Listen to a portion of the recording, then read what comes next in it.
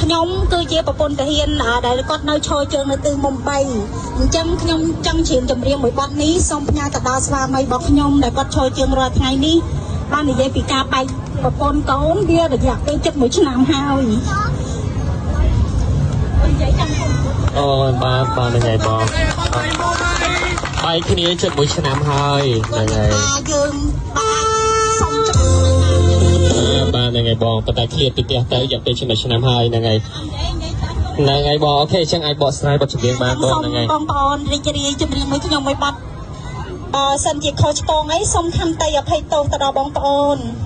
អរគុណ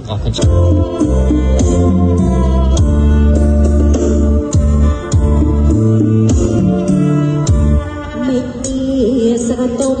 ភ្នំចោលជើងមេរៀនស្បែកពីផ្លែ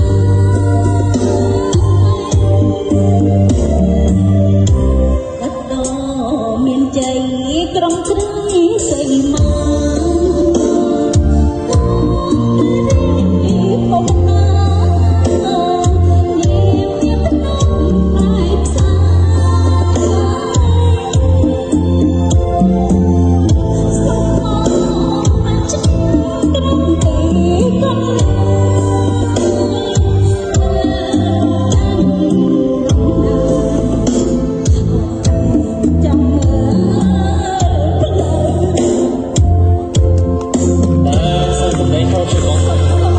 ជាស្រីអបងប្អូនចូលសាច់គ្រឿងពេក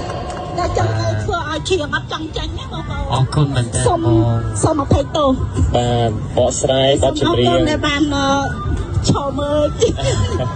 ហើយបាត់នេះផងដែរផ្ញើទៅដល់ស្វាមីរបស់ខ្ញុំដែលគាត់ឈរទិសនៅមុំបី អរគុណមែនតើបាទបទចម្រៀងដែលឆ្លុះបញ្ចាំងពីជីវិតពិតរបស់បងស្រីតែម្ដងច្រៀងទាំងអួតដើមកទាំងទឹកភ្នែករលីងរលោងបានហ្នឹងហើយអរគុណមែនតើបងស្រីដែលបានផ្ញើចិត្តណាស់ក៏ដូចជាក្តីស្រឡាញ់ជូនទៅដល់ស្វាមីរបស់គាត់ដែលកំពុងតែឈរជើងនៅមុំបីហើយក៏សូមជូនពរទៅដល់បងប្រុសឲ្យមានសុខសុវត្ថិភាពសុខភាពល្អនិងឆាប់ត្រឡប់មកជួបជុំគូសារវិញបាទអរគុណ